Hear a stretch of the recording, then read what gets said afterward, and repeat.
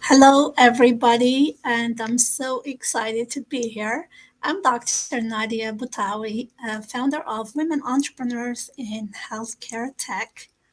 I'm super excited to join you live here on LinkedIn. And this week is the Global Entrepreneurship Week, and I'm very passionate about entrepreneurship. And I thought I would go live to share some of the lessons I learned about the top three things that most successful entrepreneurs have in common. Also, sharing some of my own lessons that I learned over the past 2 years when I moved from an academic setting into becoming a full time entrepreneur. So I thought I would go for a quick live to sum up this. I've summarized what I've learned over the past 2 years being a full time entrepreneur in my weekly newsletter on LinkedIn. So if you're not a subscriber, go ahead and subscribe. It's in my featured section. On a weekly basis, I would share in depth knowledge about specific areas that cover both entrepreneurship, innovation, and leadership. So, yeah, first things first. I studied a lot of entrepreneurs and what they have in common. And I noticed three things. The most successful ones, they do have a growth mindset. They are lifelong learners. They are agile in learning new things, new ways, being flexible and coachable. So they are on a continuous learning journey, and that allows them to pivot, to grow, and so on. The second thing is their ability to network and to grow their network. In doing so, it not only establishes them as thought leaders in their field, as a go to person in their field as well, and it establishes them as a leader that you want to work with. And we know we are in a talent war right now. And having those leadership skills that can attract the right talent, not only to attract the talent, but to retain talent to work with you is critical, especially for a startup. And the third thing, they are very agile in terms of working with others. They are very proactive in being part of communities, giving back to communities, so they don't go it alone. I'm super excited. This is like barely scratching the surface that tomorrow I will be doing my first live event on Zoom. So it requires a registration to go over what are the three things that, in more details, that successful entrepreneurs do to grow their businesses. Why is that important? We are at the beginning of a lot of uncertainty with um, economic uncertainty, and knowing what makes the most successful entrepreneurs, what strategies they use to grow. And keep in mind, uncertain times are great opportunities for innovation. So take that as an advantage rather than a disadvantage. I will go into further details in the masterclass tomorrow. And I'd love for you to join me for the masterclass. You can go to my LinkedIn profile on the top. There is register to the masterclass link, and then you will get a registration link through email. I would also go over specifically for the healthcare tech examples and how important it is to build communities. And I'm very passionate about empowering women entrepreneurs, so I will tap into that too. So, yeah, go ahead to my LinkedIn profile and register through the link on top of my profile. Register to the masterclass live event. That's happening tomorrow, November 18th at 12 p.m. Eastern Standard Time. I can't wait to see you there. And if it's not a good fit for you, feel free to forward that information to other entrepreneurs in the healthcare tech space so they can get the support they need to grow their businesses. Now, going back to my own learning journey, over the past 2 years, I used to be a full-time as research assistant professor at the University of Pittsburgh, and I directed the genetic epigenetic lab at Children's Hospital of Pittsburgh for close to 9 years. So it was a very big shift for me moving from academic setting into an entrepreneurial setting. It wasn't abrupt because I did a tech innovation and entrepreneurship certification while a faculty there. I followed it by an executive MBA in healthcare. And the story why that happened, because while I was working with world-class pulmonologists at Children's Hospital of Pittsburgh, having high impact papers in the area of respiratory diseases, two of my own kids had asthma. And I saw firsthand the burden of asthma on kids, not only on them, but on me as their primary caregiver. And that got me onto a journey to try to find why is there not enough drugs to treat the disease. The scientist in me went into the preclinical stage because a lot of drugs fail in clinical trials. And that's where Nanonair started. I thought I was so ready to become an entrepreneur in the healthcare tech space.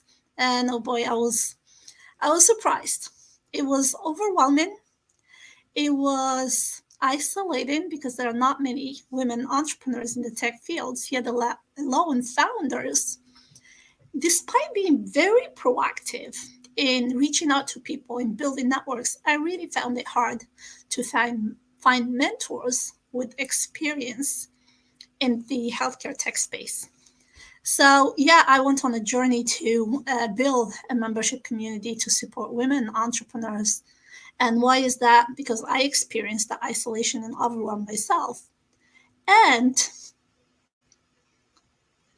I was really surprised how much disparity there is in venture funding for women-led companies. In the first quarter of 2022, solely founded companies by women received only 2% of VC funding. I was really surprised. And that number is even worse for women of colors. It's 1%. So to give you a perspective about how important healthcare is, every dollar, $1 out of $5 of the GDP in the US is tied to healthcare. So that's 20%. And that's before the pandemic. After, it's probably higher now. Not only that, but 80% of the workforce in the healthcare tech, not healthcare tech, but healthcare in general, are women. And they are in charge of over 90% of decision making when it comes to healthcare related decisions, because they take decisions for themselves, for their young children, or aging parents. So you see the disparity. Despite having over 90% decision power when it comes to healthcare, 80% of the workforce is women. They receive only 2% of VC funding. That is a huge missed opportunity for funding agencies or VCs or angels out there. Because who would have the best insights about solving a problem than the ones that are experienced in it, that have the decision-making power in terms of purchasing? And that's why I'm working on the membership for women entrepreneurs in the healthcare tech space. So yeah, in moving from academia, there were like 5 different points that I thought summarizes my shift from an academic setting into entrepreneurship. The first one is mindset. When you move from a 9 to 5, and by all means, academia is not a 9 to 5 job because you still do work after hours, but you have clear boundaries between your work and your family life. And despite having, the funding is different also because you have the not for profit or the non government. The government funding is the major body for funding research. However, when it comes to startups, you have to show that there is a growing problem that is painful enough that people are willing to pay for it in order to attract investors. And you also need to show that they expect a return on their investment. So those two things were very different in the mindset. Also, being like very early in the journey, you find yourself pulling multiple hats. So you are, the HR, you are the marketing, the sales, the scientist, and so on. And it can be overwhelming at times.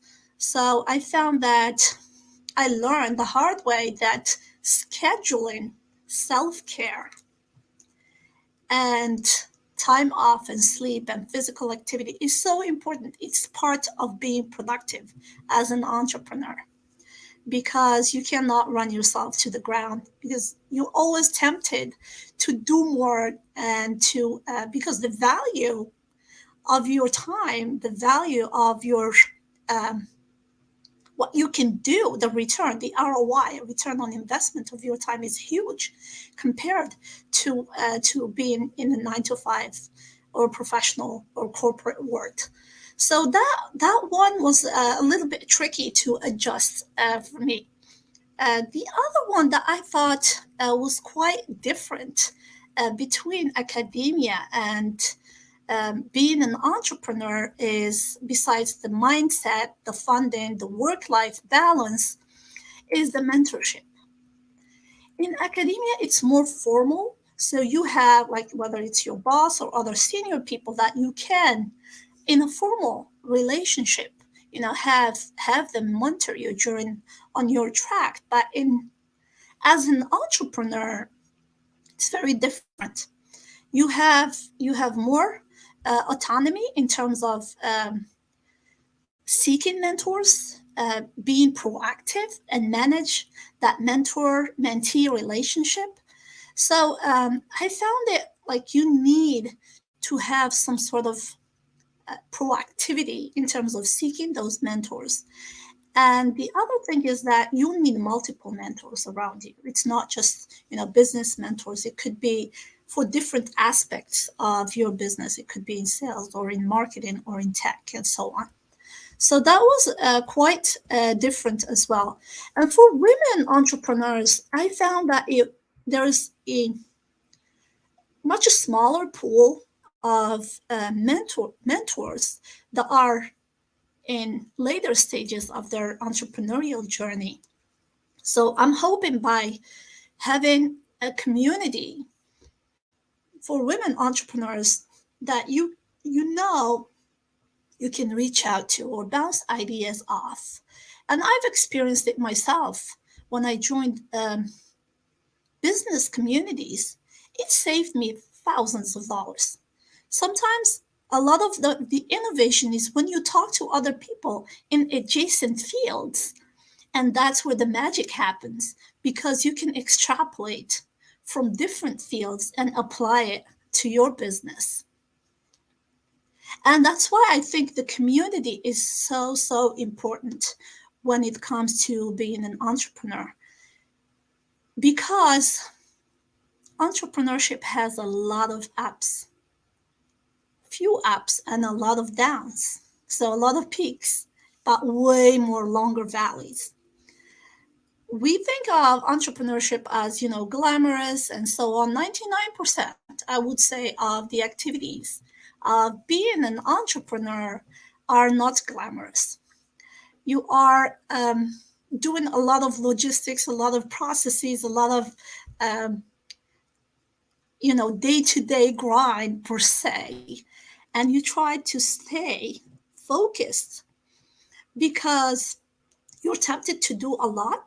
But the key is to have a path, to have milestones, to have actionable items that are tied to a milestone in a timely fashion. And once you get that, and I've worked really hard to get that clarity over the past year, and I want to offer that to other women entrepreneurs too, because being a woman entrepreneur, not only the multiple hats that you pull off as part of being, an entrepreneur, you also have to balance that out with your family, with your, life, whether whoever you're caring for. And that's even more pressure. And I think that's one of the reasons that a lot of women they pull out of being entrepreneurs because it's a lot of pressure. So I'm hoping that being within a community of like-minded people that understand what you're going through. And that was another challenge. Most of my network before, they didn't get what I'm going through as an entrepreneur. And they were puzzled. Why would you leave, six-figure job to do entrepreneur? And there is a high risk of, failure there.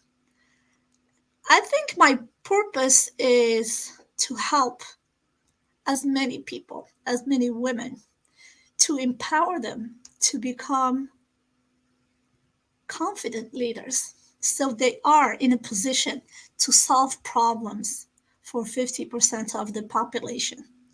So, again, I think it's about mindset, it's about your perspective.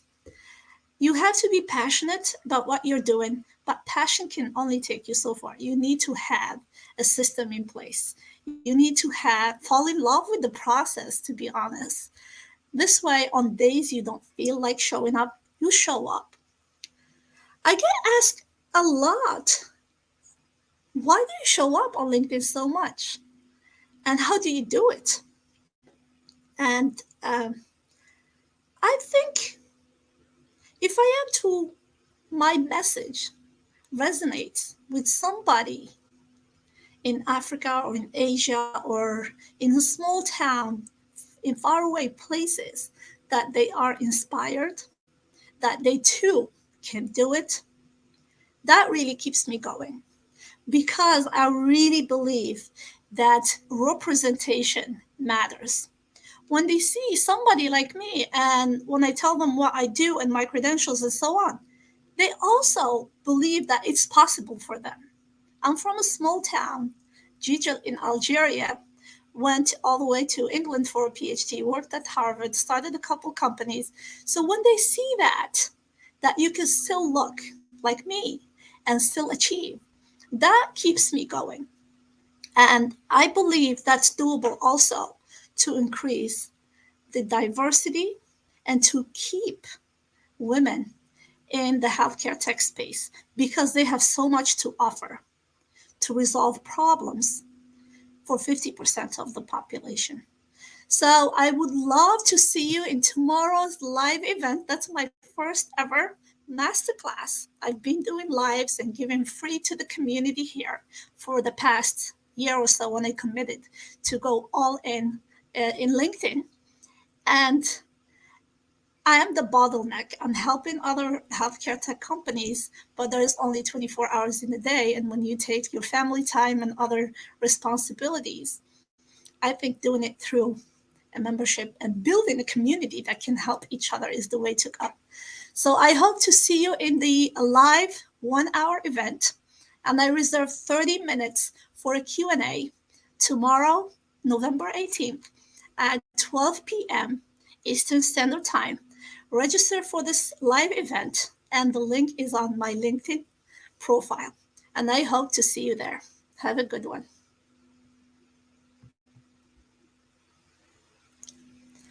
Before I wrap it up, let me see if there's any comments. Oh, hi, Kaiser. How are you? Thank you for stopping by. Appreciate you. And we also have Haruna Xiao. Assalamu alaikum. Thank you for showing up live. I appreciate you. If you are seeing this on a recorded session and you have any questions or comments, feel free to put them in the comment section and I will go back to them and answer them later tonight. Have a great one, and I hope to see you tomorrow in the live event. Bye.